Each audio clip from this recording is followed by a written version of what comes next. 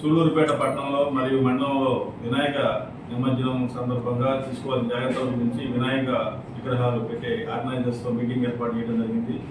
ఈ సందర్భంగా వారికి మాట్లాడుతూ విగ్రహాలు పర్మిషన్ తీసుకొని అంటే ప్రైవేట్ ప్లేస్లో పెట్టేటైతే సంబంధిత వ్యక్తుల దగ్గర పర్మిషన్ తీసుకోవాల్సిందిగా కొన్ని వివాదాస్పదమైనటువంటి స్థలాల్లో విగ్రహాలు పెట్టొద్దని, ప్రభుత్వ స్థలాలు కనుక అయినట్టయితే వారి ప్రభుత్వం ఏదైతే ఆ పంచాయతీ కానీ మున్సిపాలిటీ పర్మిషన్ తీసుకొని పెట్టమని చెప్పడం జరిగింది. అదేవిధంగా అక్కడ కరెంటుకి సంబంధించిన కానీ లేదా సీసీటీవీ కెమెరాలు కానీ పెట్టుకోమని చెప్పడం జరిగింది. వినాయక నిమజ్జనం ఊరేగింపు సమయాల్లో ఎటువంటి డీజేలకి పర్మిషన్ లేదు. ఆ డీజేల యొక్క ఏదైతే ఉన్నారో వారిని కూడా మేము బైండ్ ఓవర్ చేయడం జరుగుతుంది. ఆ విధంగా ఎవరైనా అతిక్రమించినట్టయితే కూడా వారి మీద కఠిన చర్యలు తీసుకోవడం జరుగుతుంది. అదేవిధంగా ఇతరులకు ఇబ్బంది కలగకుండా మైకులు కూడా వినియోగించుకోవాలని, ఉదయం 6 నుంచి సాయంత్రం 10 గంటల వరకు మాత్రమే మైకులు పరిమిత శబ్దాలతో వినియోగించుకోవాలని కూడా సూచించడం జరిగింది.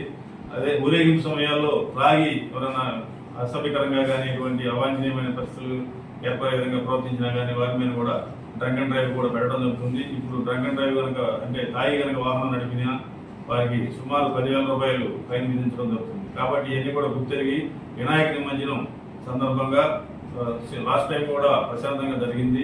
అదేవిధంగా ఈసారి కూడా అందరూ సహకరించి ఈ ప్రశాంతమైన వాతావరణంలో పోలీసు వారు ఇచ్చినటువంటి సూచనలను గౌరవిస్తూ ఇతరులకు ఇబ్బంది కలగకుండా చేసుకోవాల్సిందిగా అందరికీ సూచించడం జరిగింది.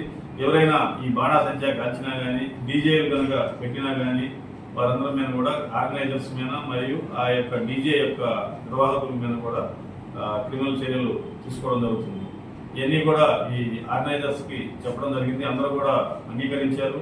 అదేవిధంగా సూళ్లూరుపేట పట్టణంలో మంచిగా ప్రొసెషన్ చేసుకొని ఎటువంటి ప్రజలకు ఇబ్బంది కలగకుండా చక్కగా ప్రొసెషన్ చేసుకుని వారు ఇంటికి చేరిన టాప్ 5 మెంబర్స్ కూడా వినాయక నిమజ్జనం అయిపోయిన తర్వాత డిఎస్పీ గారి చైర్మన్ గారు కూడా అవార్డులు ఇవ్వడం జరుగుతుందని కూడా మేమందరం కూడా సభాముఖంగా తెలియజేయడం జరిగింది.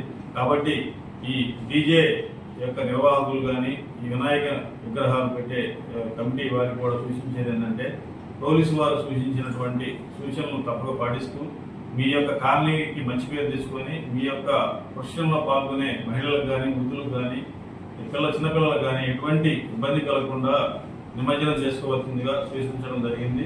అదేవిధంగా కాళంగి నది దగ్గర కూడా మున్సిపల్ శాఖ అధికారుల సహాయంతో క్రేన్ పెట్టడం జరుగుతుంది. అదేవిధంగా లైటింగ్, టెంట్, అదేవిధంగా అక్కడ కూడా ఒక మెడికల్ సిబ్బంది కూడా నియమించడం జరుగుతుంది.